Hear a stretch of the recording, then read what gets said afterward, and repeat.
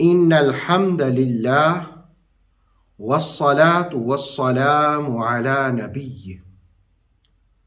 تین حقائق کو سورہ آل عمران کی 83 نمبر آیت کے ضمن میں جانتے ہیں۔ آئیے پہلے آیت کا ترجمہ ملاحظہ کریں۔ ارشاد باری ہے، افغیر دین اللہ یبغون، کیا وہ اللہ کے دین کے سوا کچھ اور تلاش کرتے ہیں؟ Do they seek some religion other than Allah's؟ وَلَهُ، دوسری حقیقت، وَلَهُ أَسْلَمَ مَنْ فِي السَّمَاوَاتِ وَالْأَرْضِ، حالانکہ اسی کے لیے اطاعت کیے ہوئے ہے۔ اسلم اطاعت کیے ہوئے ہے، اطاعت کنندہ۔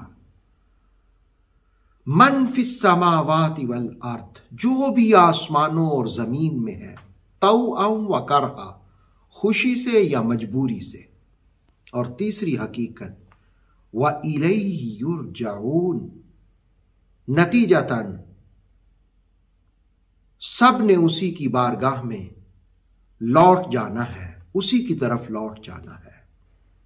اس آیت میں پہلے نمبر پر ان لوگوں کا ذکر کیا جو بگھوڑے ہیں، ایسے بگھوڑے جو پر کٹے پرندوں کی طرح پھڑپھڑاتے ہیں لیکن پرواز نہیں کر پاتے۔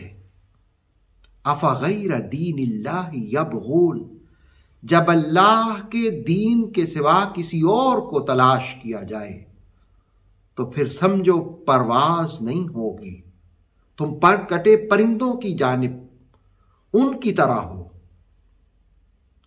گویا آیت میں ایک دعوت اور ایک حقیقت کو بیان کیا کہ اے وہ لوگوں جو پر کٹے پرندوں کی طرح اپنی روش اختیار کیے ہوئے ہو، ذرا سوچو تو صحیح، اس کائنات کی ہر شے زمین میں ہو یا آسمان میں اسی کی اطاعت میں لگی ہے۔ وَلَهُ أَسْلَمَ، اسی کی اطاعت میں لگی ہے، اسی کی کو اوبے کر رہی ہے۔ طوعاً، بائی چوائس، خوشی سے، وکرہا، یا مجبوری سے، لیکن اسی کی اطاعت کر رہی ہے۔ دیکھا جائے تو ضابطۂ اضطراری یا ضابطۂ اختیاری کے نتیجے میں کائنات کی ہر شے مسلمانی کی تصویر بنی ہوئی ہے۔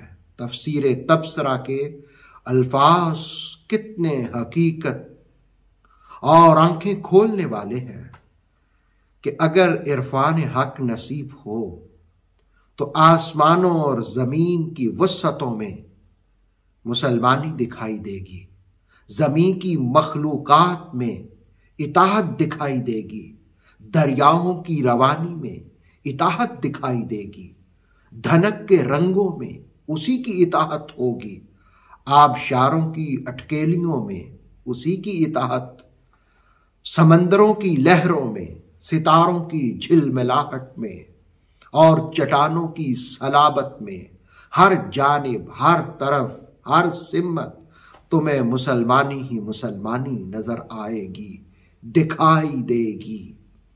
اگر تم ذرا غور سے دیکھو، قرآن مجید گویا کہہ رہا ہے کہ ہر چیز مسلمانی کے ساتھ جی رہی ہے۔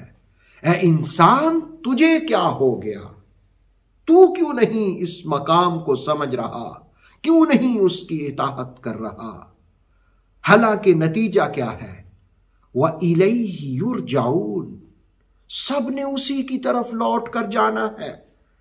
جب اسی کی بارگاہ میں پیش ہونا ہے تو اس کی اطاعت لے کے جاؤ، اس کی بندگی لے کے اس کی بارگاہ میں حاضر ہو، اور اس کی اتباع لے کے اس کی بارگاہ میں حاضر ہو۔